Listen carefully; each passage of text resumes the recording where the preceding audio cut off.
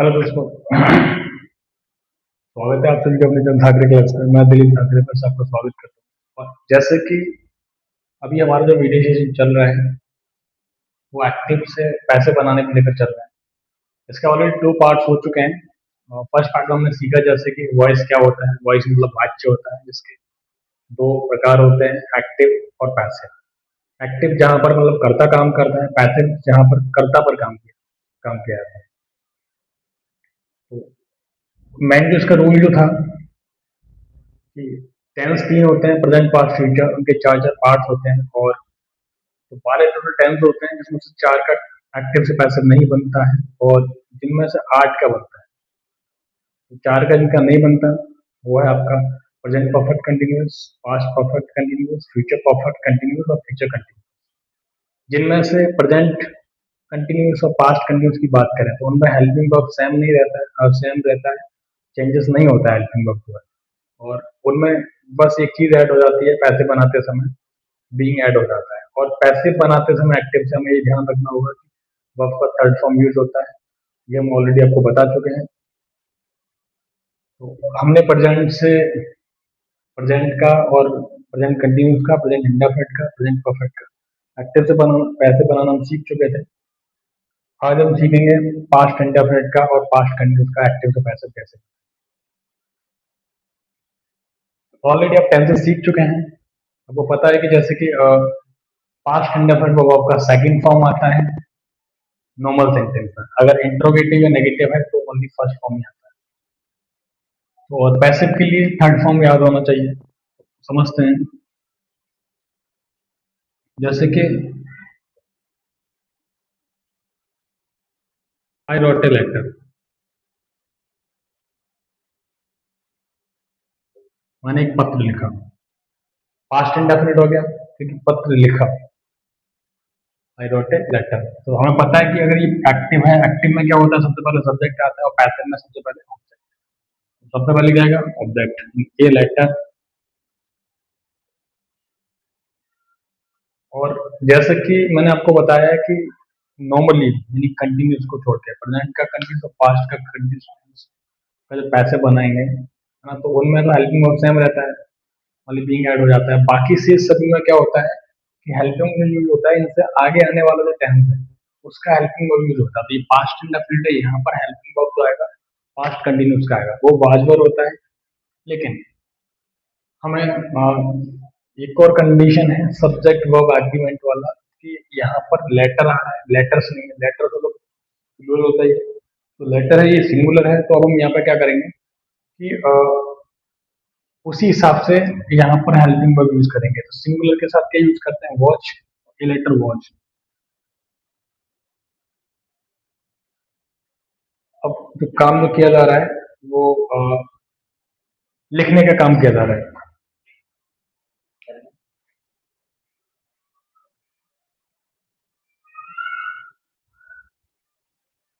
तो यहाँ पर क्या यूज होगा, यहाँ पर जो यूज होगा वो वर्ब का थर्ड फॉर्म यूज होता है। तो रॉट का, ये रॉट सेकंड फॉर्म है, तो थर्ड फॉर्म क्या होगा, राइट, रॉट, रिटन। तो रिटन यूज करेंगे, यहाँ पे रिटन लगाएंगे। उसके बाद सब्जेक्ट को प्रेजेंट करते हैं ऑब्जेक्ट के हिसाब से। सब इसका आई का ऑब्जेक्ट होता है मी, बाय।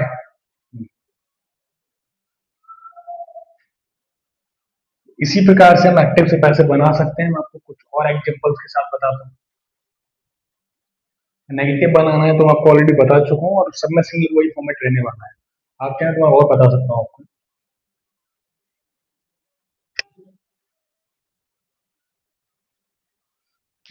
मेरे जो पढ़ाने का तरीका है वो डिपेंड करता है कि आपको पसंद आता है, क्योंकि एक्चुअली में क्या है कि मैं जो पढ़ा सकता हूँ, अगर आप मुझे बताएंगे कि ये तरीका समझ में नहीं आ रहा और आसान तरीके से, या ये क्या मतलब, जैसे आप मतलब आप अगर आप मुझे कमेंट करके बताते हैं कि ये मेथड सही नहीं है या समझ नहीं आ रहा, तो आपको और एक्सप्लेन करके समझा सकता हूँ।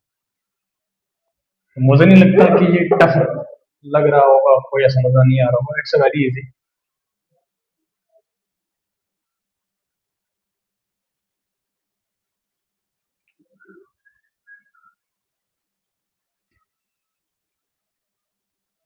एक और समझते हैं।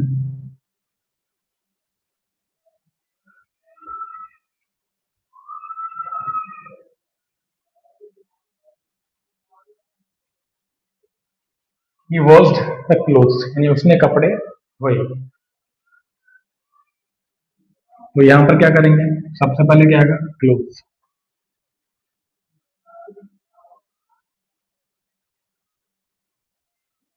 क्लोथ्स, उसके बाद क्या यूज करेंगे यहाँ पे, वो वाज आ रहा है आपका। और अभी क्या है, क्योंकि ये हमारा जो यूज कर रहे हैं ये क्या है, हमारा प्लूरल। क्लोथ होता है मतलब सिंगुलर, क्लोथ्स प्लूरल। तो द क्लोथ्स वर, वर्ब का थर्ड फॉर्म यूज करेंगे, थर्ड फॉर्म भी वॉज ही होता है।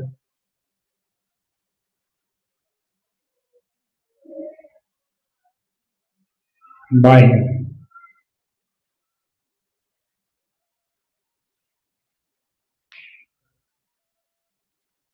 just a second, I have to deny for the movie because I don't want to watch the movie.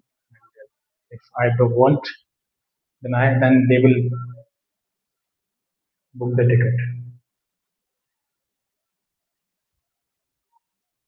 So now कुछ और examples लेते हैं। गाइस मुझे नहीं लगता ये आपके लिए दोस्तों टफ रहेगा, बहुत ही आसान है। और इसीलिए मैं चाहता हूँ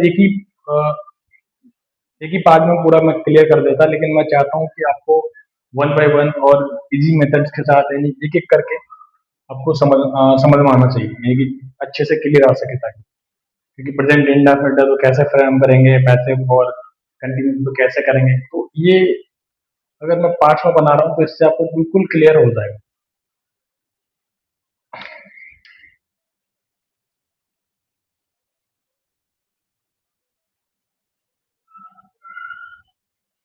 जैसे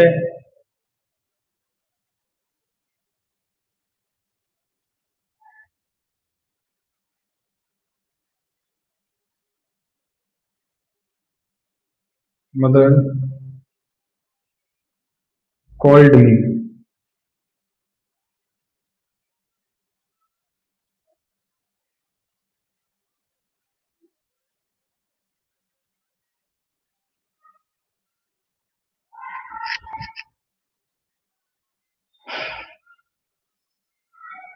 तो ये भी समझना है। अब देखो ये अगर ऐसा आ गया तो फिर आप क्या करोगे, आप सोचोगे कि अब यहाँ क्या करना है। तो ऐसा नहीं है कि आप सोचो कि ये नहीं, हम तो ऑब्जेक्ट यहाँ पे जो आ रहा है वही लगा देंगे। अब इसको कन्वर्ट करना है क्योंकि ये सब्जेक्ट के स्थान पे आ रहा है, तो मी जो है कन्वर्ट हो जाएगा। मी किसका ऑब्जेक्ट होता है, आई का।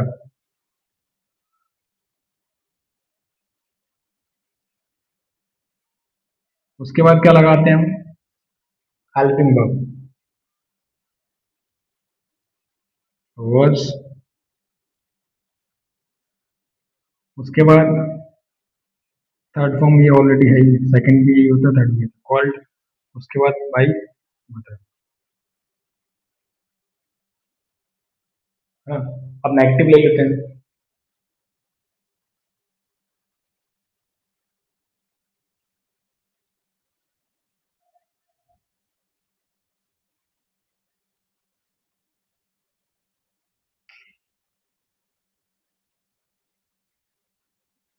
ही डिड नॉट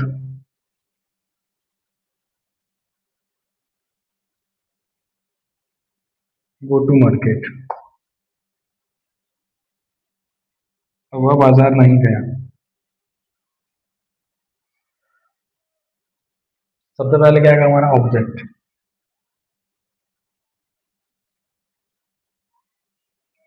मार्केट। उसके बाद यहाँ पे क्या यूज होगा, वर्ड्स। उसके बाद नोट, तीसरे नंबर पे नोट आएगा, है ना। गो ऑन,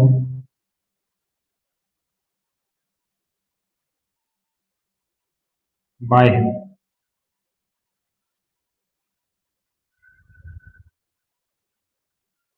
इस प्रकार से दोस्तों हम जो है मतलब एक्टिव से पैसे बना सकते हैं पास्ट इंडेफिनिट का। बाकी अब सीखते हैं पास्ट कंटिन्यूस का कैसे बनाएंगे, है ना। अब से स्नैप लिख सकते हैं, अगर कोई डाउट है तो कमेंट कर सकते हैं।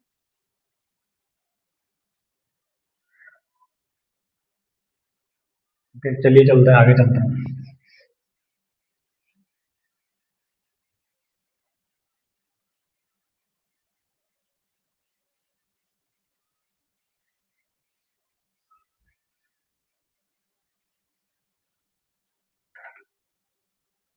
अब अगर पास्ट कंटिन्यूस आ रहा है तो उसका एक्टिव से पैसिव कैसे बनाएंगे, जैसे कि हमने प्रेजेंट कंटिन्यूस का बनाया, सेम वैसे ही पास्ट कंटिन्यूस का बनेगा, लेकिन हेल्पिंग वर्ब का मैटर रहता है, जो पास्ट में यूज करते हैं हेल्पिंग पास्ट कंटिन्यूस वही हेल्पिंग वर्ब रहेगा सेम, बाकी बीइंग ऐड कर देते हैं। समझ लेते हैं कुछ एग्जाम्पल के साथ।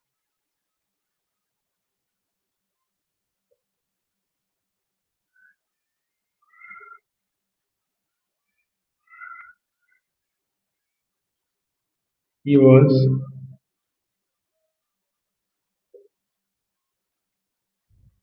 Going to school.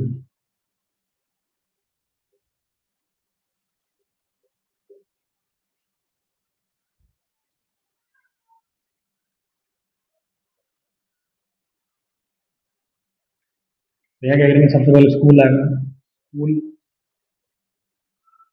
वाज, उसके बाद क्या लगाते हैं हेल्पिंग वर्ब बीइंग, उसके बाद वर्ब का third form gone by him.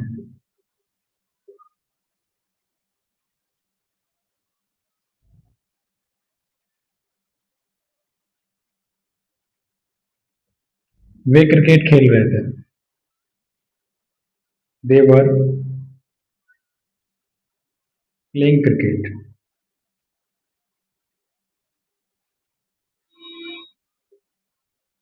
Cricket,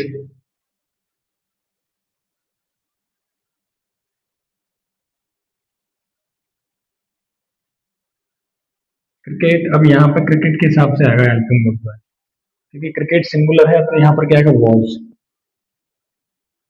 उसके बाद बीइंग ऐड कर देते हैं तो बीइंग वॉज बीइंग, वर्ब का थर्ड फॉर्म तो प्लेड बाय देम। एक और एग्जांपल लेते हैं, इसमें नोट होना चाहिए।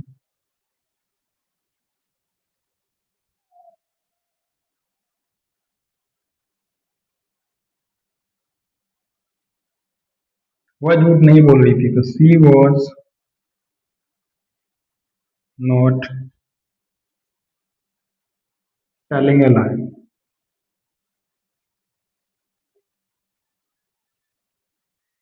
ऑब्जेक्ट आएगा सबसे पहले, ए लाई वॉज